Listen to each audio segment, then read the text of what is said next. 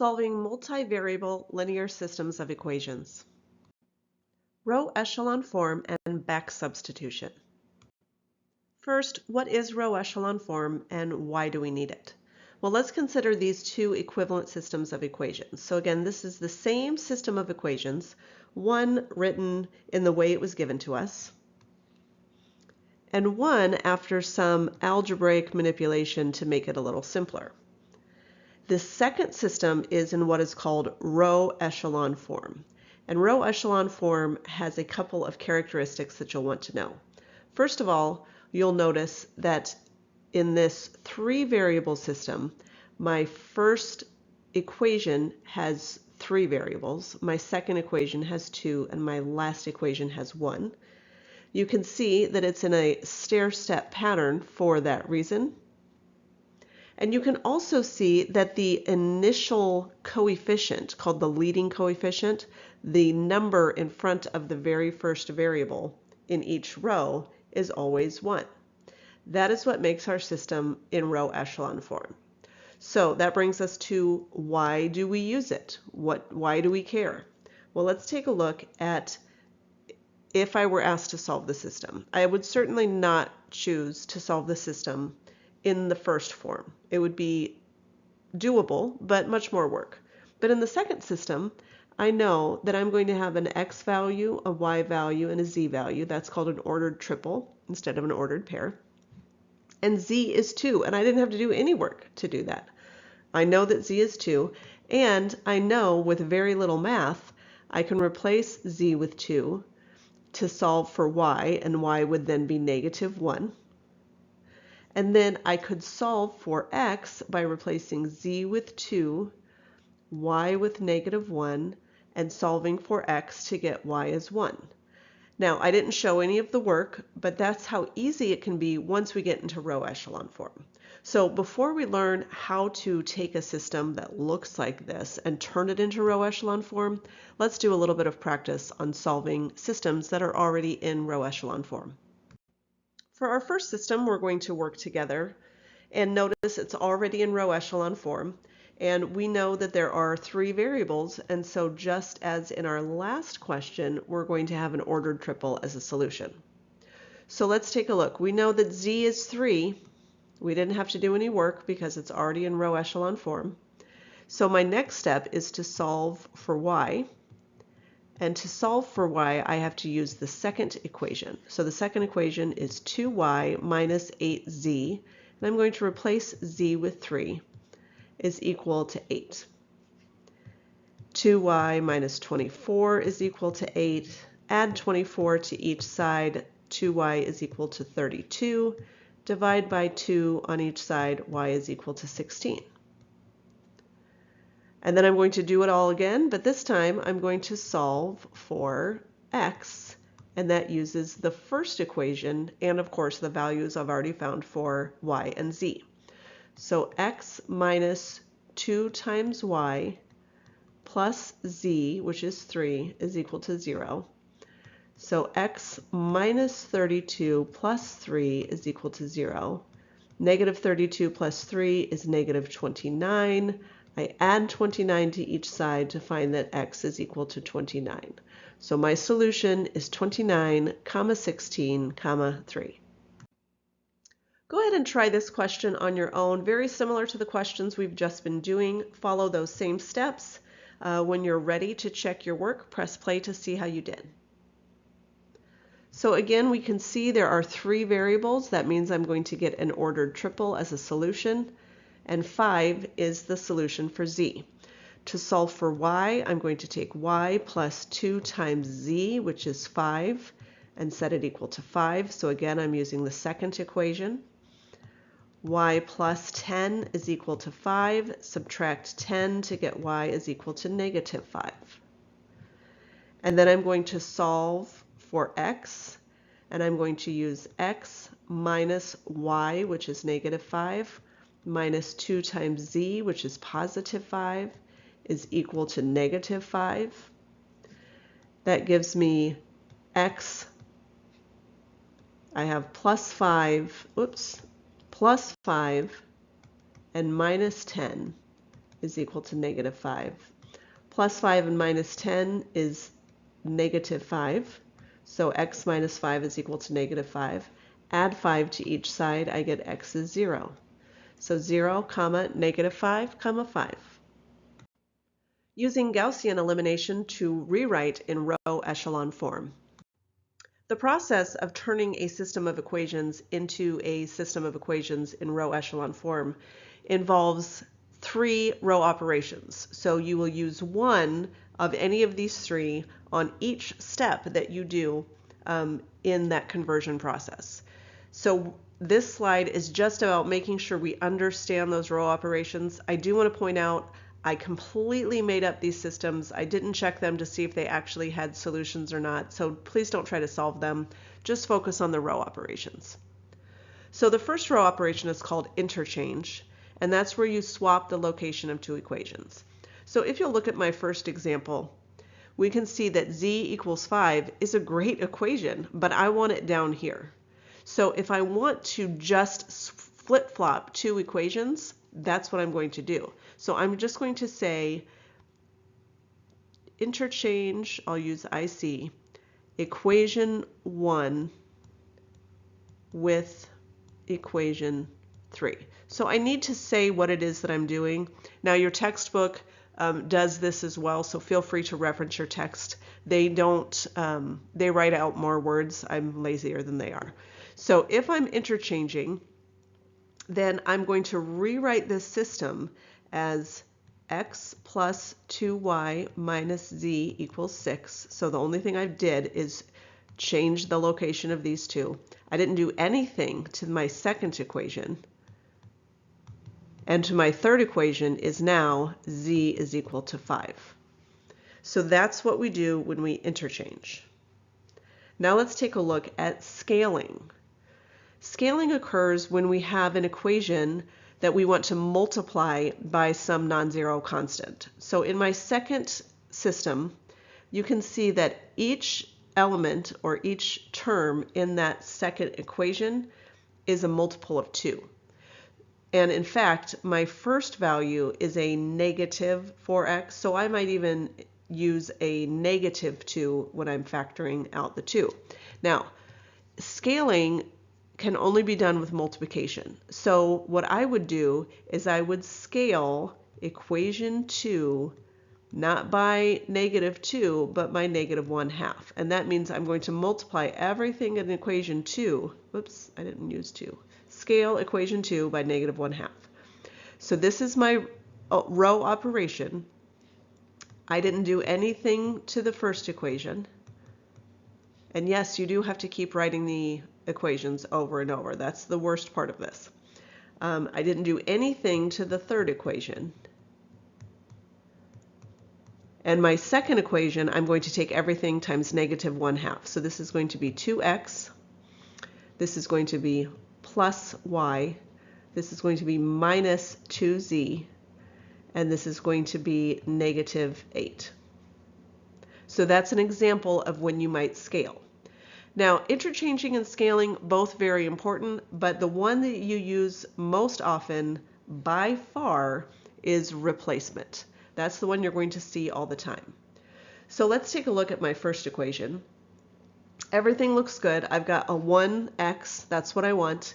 But as you can see, if I wrote this in row echelon form, this would not have an x. So that's what I'm going to do, is I'm going to get rid of that x. So I'm going to, now replacement says you can add a multiple of one equation to another. So I'm going to take my first equation, and I want this x to go away. This is a positive 1x, and this is also a positive 1x. Now notice again, just like before, multiply. This has to be addition. So what I'm going to say is I'm going to replace equation 2 with negative equation 1 plus equation 2. So I'm replacing equation 2 with negative 1, equation 1, plus equation 2. Did I not write a 2? So now what's going to happen? Well, x plus y minus z is equal to 2 because I didn't change row 1. I didn't change row 3, equation 3. It's still z is equal to 5. But what I'm going to do is I'm going to think about negating everything in my first equation and adding it to my second equation. Negative equation 1 plus equation 2. Negative x and x cancels. That's what I wanted. I don't want an x in the second row. Negative y and minus y gives me negative 2y. And then plus z and plus z gives me plus 2z. And then negative 2 plus 16 gives me 14. So this is an example of the 3 row operations. Now what we're going to do is we're going to look at an example together using these row operations to turn a system of equations into row echelon form. Let's take a look at this first example together. Now I do want to stress to you, there is no one correct way to do this. I'm going to give you an algorithm of sorts to follow to help you to do this. But there's more than one correct way to get this system into row echelon form. So as a reminder, we've got 3 row operations: interchange, scale, replace.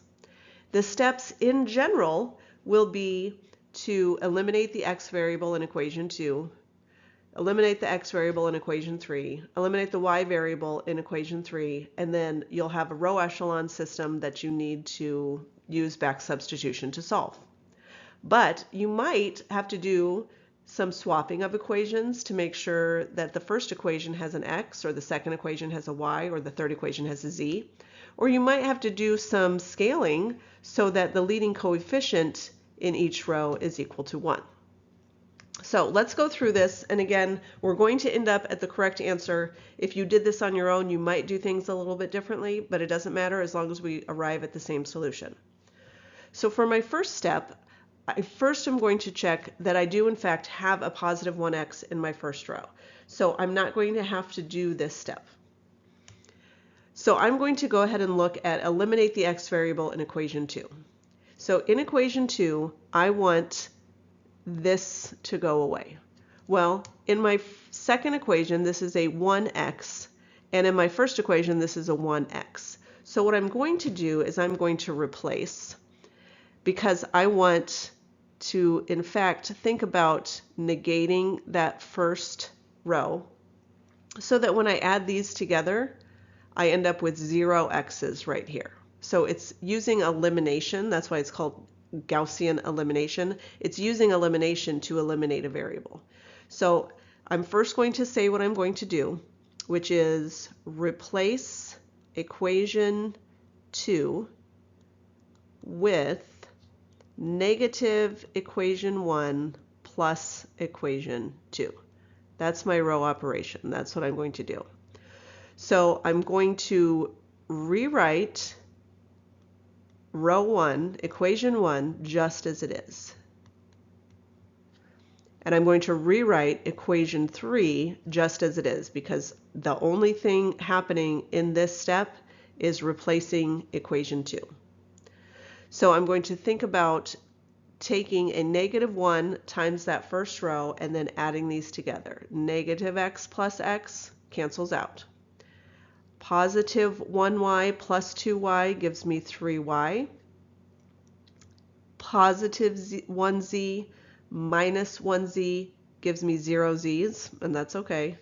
0 plus 6 gives me 6.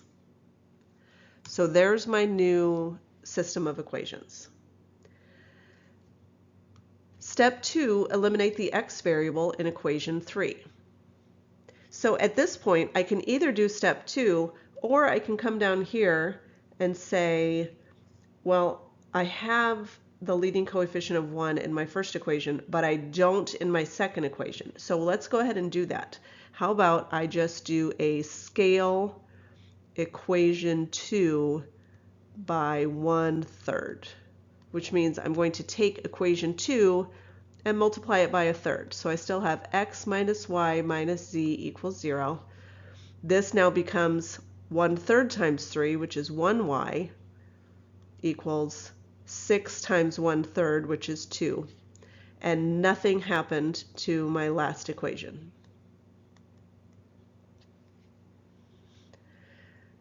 So now let's look at the next step. Now I'm going to come up here and eliminate the x variable in equation 3. So I could have done this in either order. I didn't have to do that second. I could have waited until the end to do it, and that would have been just fine too. So I'm trying now to get rid of 2x in my last equation. So I'm going to take, what do I need to take times that first row? I'm going to take -2 times the first row, because if I have -2x here and +2x here, the x will eliminate. So just to remind us, I'm not actually changing row 1 or row 2. My step is that I'm going to replace equation 3 with -2 equation 1 plus equation 3. So equation 1 remains the same. Equation 2 remains the same. And equation 3, I'm now thinking of -2x plus 2y plus 2z is equal to 0, and adding that to 2x minus z equals 5. So do all the mental math you want. You do not need to write these things out, but if you start to get confused, get yourself some scratch paper so you can write this out. These two would go away, which is exactly why we did it. I would get 2y in equation 3, and I would get 2 plus -1, so 1z, positive 1z, and 0 plus 5 is 5. Now, are we there yet? No, we haven't quite gotten this into row echelon form. So what's my next step? Next step, because I just finished step 2, eliminate the x variable. Now I need to eliminate the y variable in equation 3. So I have my first equation right where I want it. I've got 1x. I've got my second equation right where I want it. I have 1y. I don't have my third equation right where I want it yet. So now I'm going to finish up by taking, again, I'm trying to use these two equations. Now, why wouldn't I go back to that first equation and use it? Well, if I do anything with this first equation, I'm going to end up with another x term in equation 3, and that's not what I want. So once we get to the point where you're looking at trying to get rid of the y variable, you're going to switch from using equation 1 to using equation 2.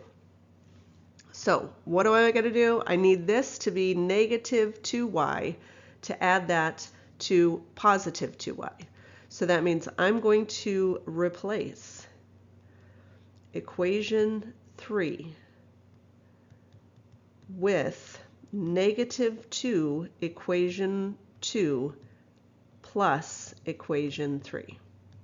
So I'm thinking about that second equation times -2. Now I'm not going to write it out this time. I'm not going to write out my scratch work. I'm going to do that work in my head. What do I get? Well, my first equation remains unchanged. The only equation changing is equation 3. So equation 2 remains unchanged. And equation 3, I'm going to take -2 times y, that's -2y, and then add it to 2y, and the y's go away. And then I'm going to take -2 times 0z's, right, and add that to z, that gives me z. And I'm going to take -2 times 2, which is -4, plus 5, which gives me 1. Did we do it? Do I have an equation that is now in row echelon form? Yes, I do. So if it says rewrite in row echelon form, I'm done. I don't have to continue. If it says rewrite in row echelon form and then use it to solve the system, well, then we have to start with back substitution. So let's go ahead and use our back substitution. We know that z is equal to 1, so I don't have to do any work there. I mean, we've already done the work, right? And I know that y is equal to 2. Now, usually that doesn't happen. We got pretty darn lucky. So y is equal to 2, and I don't have to do any work there either. So now I'm going to solve. I have x minus y is 2, and then minus z, and z is 1, is equal to 0. So I'm taking this first equation, I replaced y with 2 and z with 1. So that gives me x minus 2 minus 1 is equal to 0, x minus 3 is equal to 0, x must be 3. So there is my solution, 3, 2, 1. Let's take a look now at what are the possible options when we are solving a system of 3 equations with 3 variables. So we're used to this two-dimensional XY axis, but now we're dealing with a plane. We're dealing with 3 dimensions. So notice I'm not at Desmos.com, I'm at Desmos.com 3D. And clicking on the default orientation takes me to the X, Y, and Z axis, which makes it 3-dimensional. Now what we just did is solved a system of equations, this system, and found one solution. So when I graph an equation with 3 variables, that's a plane.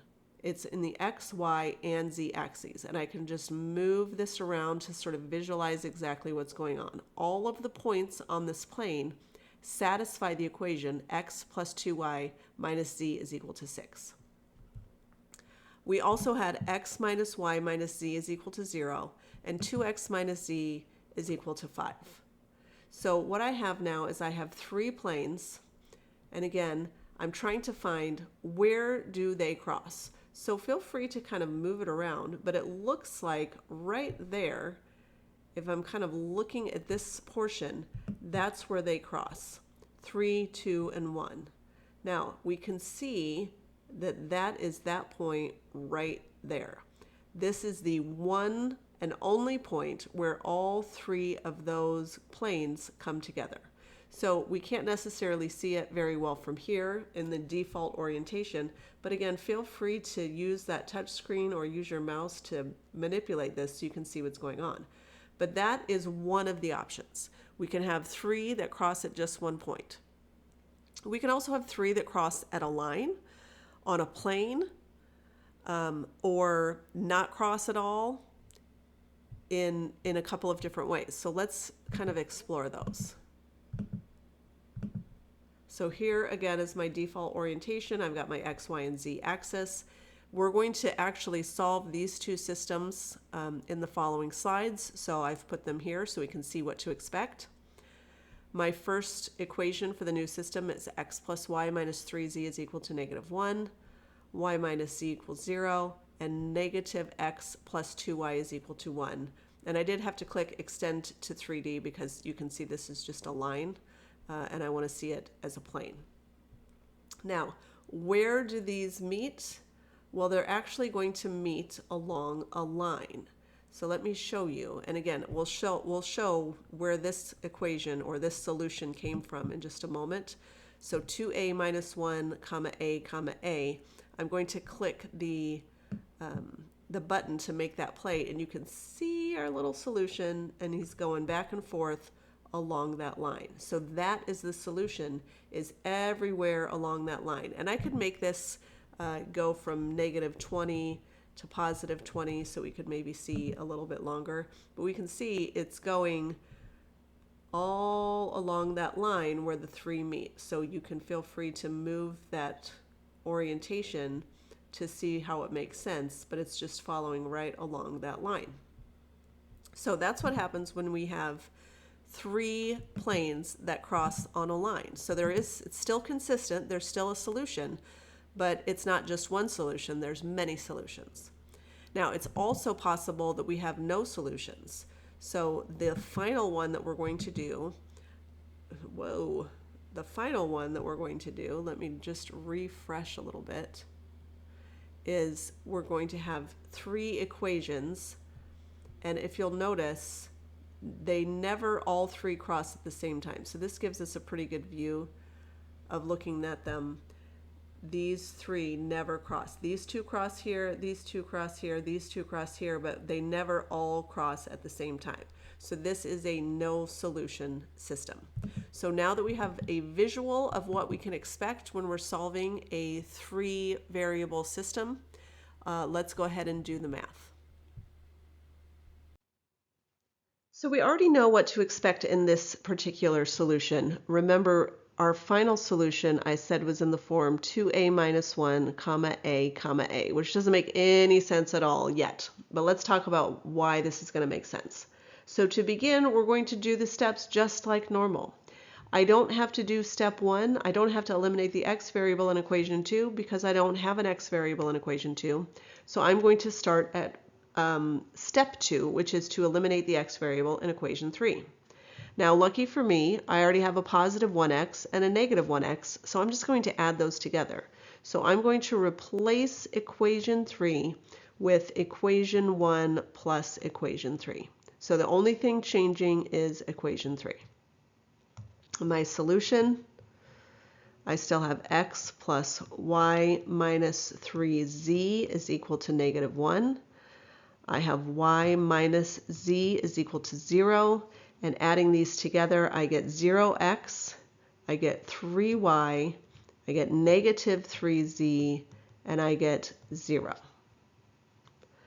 Now, step 2 is done. Step 3 says eliminate the y variable in equation 3. So let's do that.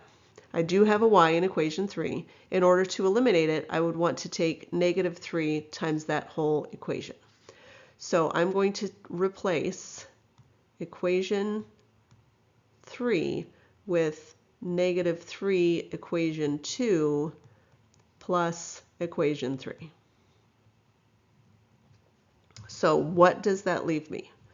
That leaves me with x plus y minus 3z is equal to negative 1. That leaves me with y minus z is equal to 0. And by multiplying by negative 3, I get negative 3y, and then I add 3y, and that gives me 0 y's, which is what I wanted. I get negative 3 times negative z, which is positive 3z. I add it to negative 3z, and I get 0. On the right side, I get negative 3 times 0, which is 0, and I add it to 0 to get 0. So 0 equals 0. Just like before, because this is true, we know that we're going to have a solution. So now what I want to do is I'm going to do some back substitution, kind of like I did before. So I just finished that one. And to solve the system, I know that z is considered sort of a free variable, and that's a linear algebra term. It doesn't matter that you know it's called a free variable. What it means is all of the rest of the values in my solution have everything to do with the value of z. So what I'm going to do is I'm going to rewrite all of my solutions in terms of z. So for my second equation, I'm going to take y minus z equals 0. And I want to write this in terms of z, which means I want y on this side and I want the z over here. Well, this one's really easy. I can just add z to each side, so I get y is equal to z. And then I'm going to take my other equation, x plus y minus 3z is equal to negative 1. And I'm going to replace y with z. So I have x plus z minus 3z is equal to negative 1. And just like I did over here, I want to write it in terms of z. And remember, that means z is going to be on the right side. I'm going to isolate x and get z to the opposite side. So if I add these together, I'm going to have x, and then that's plus 1 and minus 3. So minus 2z is equal to negative 1. Let's add 2z to each side because I want x all by itself, and that gives me positive 2z minus 1. So now I have z is equal to itself, z is equal to z, y is equal to z, and x is equal to 2z minus 1. And here's where some new terminology. And again, I'm going to stress that your textbook doesn't use this terminology, but it's the correct terminology, is we're going to solve it. We're solving it in terms of z, but we don't want to use z. So we're going to do something called a parametric solution. Now, typically in parametric solutions, you're going to use t, but your textbook used a, so we're going to use a. So what we're going to say is let z equals a. Then we're going to write our solution in terms of a. Well, x was equal to 2z minus 1, so we're going to call that 2a minus 1. Y was equal to z, so that's a. And z was equal to z, so that's a. That's where that solution came from. What does it all mean? That means, just like I did on my little graph where I pressed play on a, as I change the value of a, the point of my solution changes because it's all based on the value of a. So a is my input, which is the parametric solution that tells me 2a minus 1, comma a, comma a. We have one more for you to try, and we already know that the final solution here is going to be no solution. So do this one as far as you can get it, and when you're ready, press play to see how you did. So first thing I notice is my equation 1 is not pretty. It doesn't have a 1 in front. So I'm going to do the swap or interchange, which is I'm just going to change places from two of my equations. So I'm going to decide to take these two equations and switch them. So I'm going to swap equation 1 and equation 2. That's my row operation, is to change those. Which means my result is x plus y minus 2z is equal to 3. And then 3x minus 2y plus 4z is equal to 1. And 2x minus 3y plus 6z is equal to 8.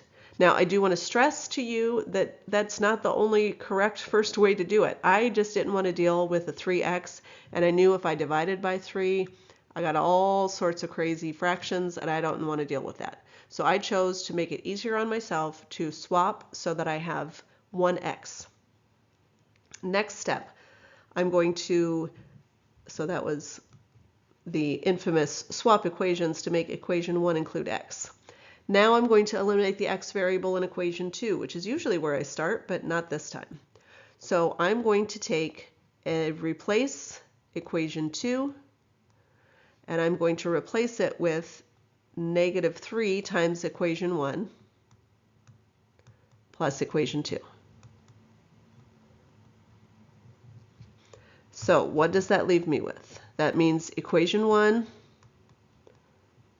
the same as it was. Equation 3, same as it was. And equation 2, I've got negative 3x plus 3x, so no more x.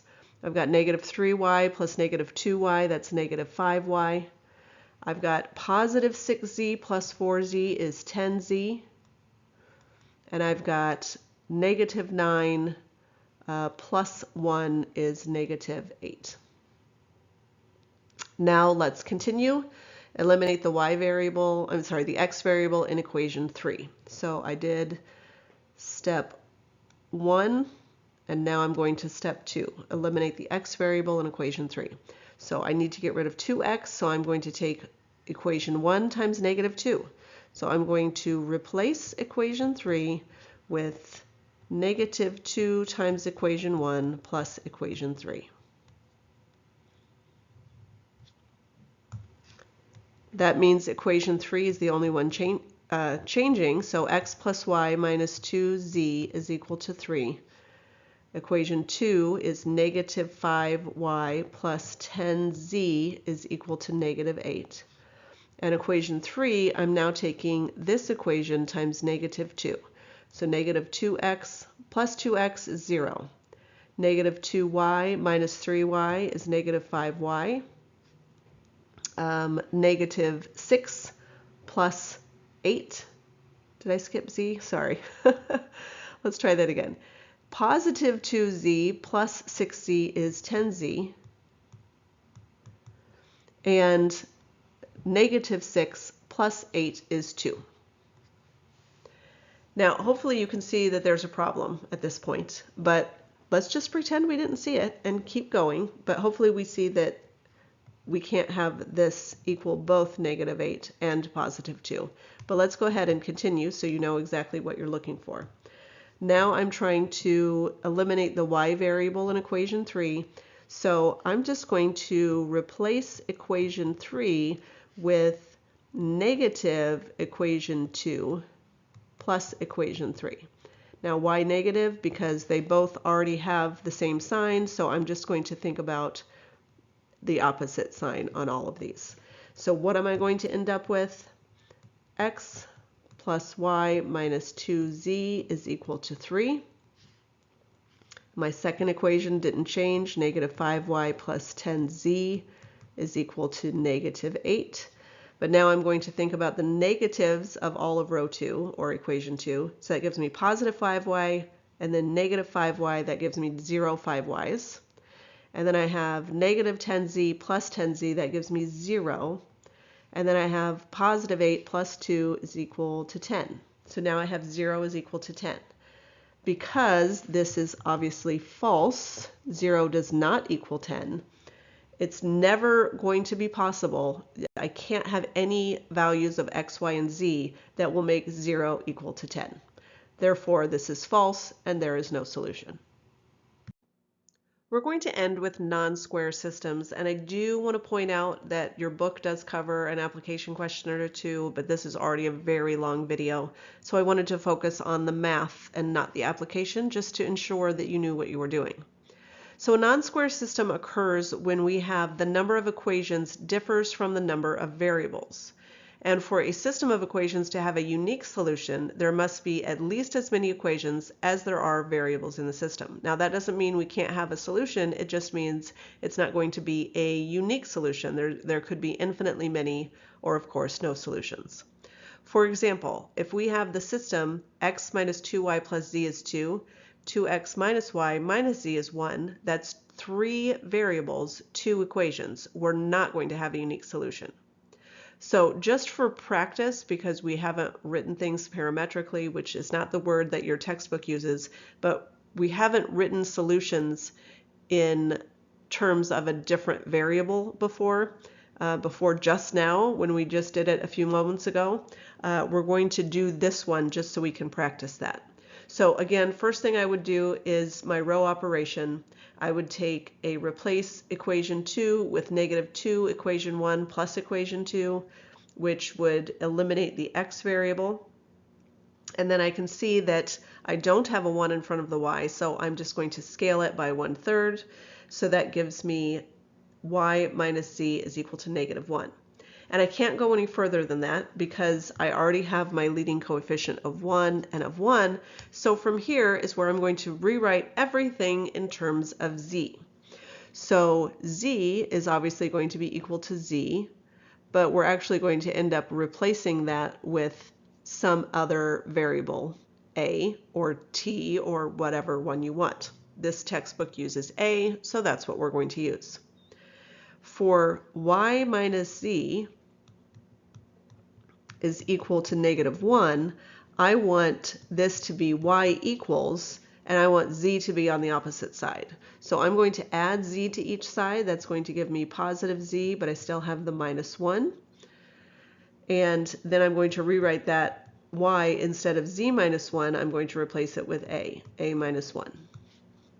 And then I'm going to do the same for the first equation, x minus 2y plus z. Actually, I'm going to move it right over here.